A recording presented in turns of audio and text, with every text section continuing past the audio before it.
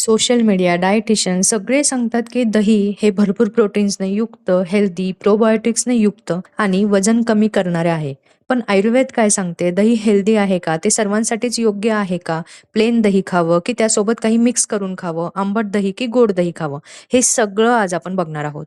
दही हे पचायला जड असून ते उष्णवीर्य म्हणजेच गरम असते. दही पचल्यानंतर शरीरात आंबट होते आणि वातदोषाला कमी करते. दही हे रुचिकर म्हणजेच तोंडाची चव वाढवणारे असून ते मेदधातू, वीर्य वाढवणारे, शरीराची बल वाढवणारे असते. दहीने शरीरातील पित्त आणि कफदोष वाढून रक्तविकार उत्पन्न होऊ शकतात. अंगावर कुठेही सूज येत असल्यास खूप दिवसांपासून दही सतत सेवन करणं हे एक महत्वाचं कारण त्यामागे असू शकतं. लघवीच्या आजारांमध्ये दही पथ्याचं असतं. तसंच संग्रहणीय आजारामध्ये देखील लोणी काढलेले दही पथ्याचं आहे. दही केव्हा खावं?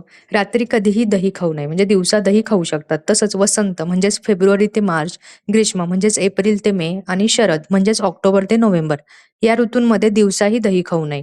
आता अशी लोकं ज्यांना दही हवेच आहे, त्यांनी दही घेताना त्याच्यासोबत मुगाचं वरण, मध, तूप, खडीसाखर किंवा आवळा यांपैकी कुठलाही एक पदार्थ घ्यावाच. म्हणजे त्यांना नित्य दही सेवनाने होणारे जे आजार आहेत ते होत नाहीत. गरम किंवा तापवलेले दही कधीही खाऊ नये. दही सतत किंवा लागोपाठ खूप दिवस घेऊ नये. अर्धवट विरजलेलं दही सेवन करू नये. दह्याचे हे सांगितलेले नियम जे आहेत ते पाळले नाहीत तर वारंवार ताप येणं, ब्लिडिंग होणं, स्किन डिसीज किंवा अनेमिया म्हणजेच रक्तदृष्टी होणं किंवा शरीरातील हिमोग्लोबिन कमी होणं आणि चक्कर येणं ही लक्षणं दिसायला सुरुवात होते. दह्याची निवडी म्हणजेच दह्याच्या वरचं पाणी जे आहे त्याला आयुर्वेदात दधिमस्तू असं म्हणतात आणि हे पचायला हलकं, वाताचं अनुलोमन करणारं आणि सर्वात महत्वाचं शरीरातील स्रोतसांचं शोधन करणारी म्हणजेच रसादी जे धातू आहेत त्यांचं मार्ग खुलं करणारी असते.